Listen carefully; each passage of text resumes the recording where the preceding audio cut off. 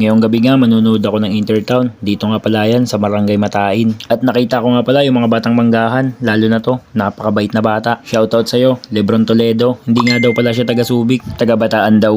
At andito na nga pala kami sa court. Eto nga pala yung isa sa pinakamaganda na court dito sa Subic. At kahit umulan ng malakas, talagang hindi pinapasok yung loob. Andito na nga pala kami sa gate. Mukhang wala pang mga players. Ang akala ko late na kami. Start daw kasi 6:30. Syempre Intertown to. And expect ko maraming manonood. Or baka hindi pa natutunugan ng iba. Kaya wala pa ganong tao ngayon. Andito na nga pala ibang player ng Olongapo. Siguro kanina pa sila dito. Kasi marami na rin yung player nila. At hindi pa dumarating yung inaabangan ko. Si Carmelo Cope. At maya maya dumating na rin yung ibang player ng Gators. At si Ate Dada. Habang nagantay pa ng mga kasama yung Gators, nagumpisa na mag-warm up yung kabilang team. At ito si Idol Pederoso, tamang shooting lang muna kasama si Uno Velasco. Shoutout nga pala kay Kian Santos, ang point guard ng Iloas Shark. Matindi rin yung batang yan. Maya lang kinausap na sila ni Coach Mick, ang head coach ng RJ Gators at head coach din ng Kawag Defenders. Congrats nga pala kagabi coach, panalo kayo sa game nyo. Shoutout din kay Idol Eli Agudo, ngayon nagre-referee na siya. Shoutout nga pala kay Mami Bubut, dumuduro na, mukhang nagagalit na naman kay Ate Dada, aray ko. Maya lang din dumating na rin si Cedric Morgades, ang sentro ng RJ Gators at ng Pirates. At dumating din si Bunso Garduque,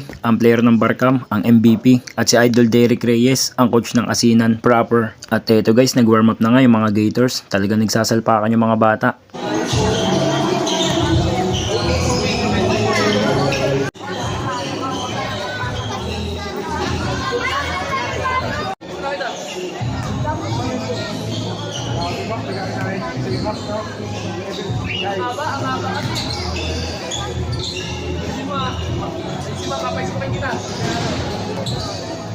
At eto guys, mag-start na yung laban. Nag-huddle na din yung bawat koponan.